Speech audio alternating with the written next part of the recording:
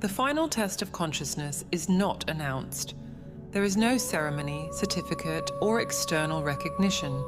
It happens at the most unlikely moment, when spiritual vigilance is relaxed, and there is no expectation of transcendence.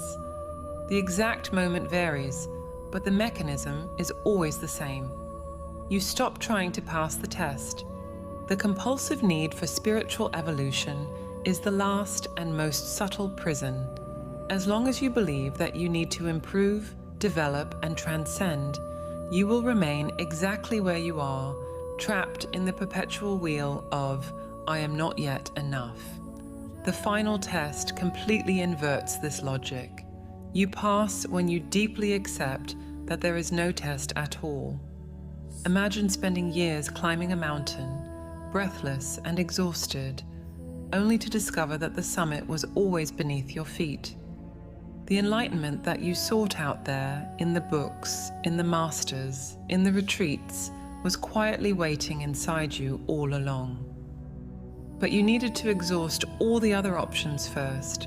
You needed to try all the wrong doors before realizing that the right door was never locked. The surrender that marks this passage comes disguised as total collapse.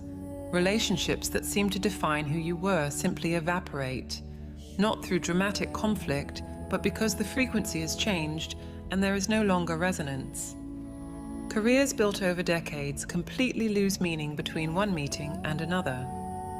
The professional mask that you naturally wore every morning now weighs like medieval armor.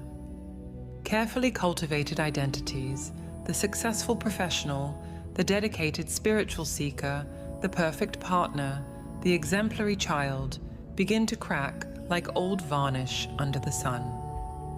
It is not that you decided to abandon them. They simply no longer adhere.